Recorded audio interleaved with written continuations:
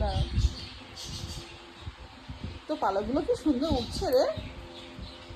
হ্যাঁ, হাওয়াতে কি সুন্দর পালক উঠছে। সারাদিন খেলে, সারাদিন খেলছে।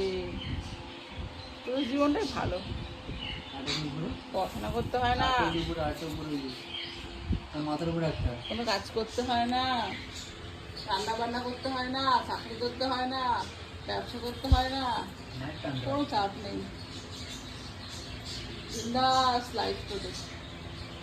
শুধু খাচ্ছে, খাচ্ছে, পটি করছে।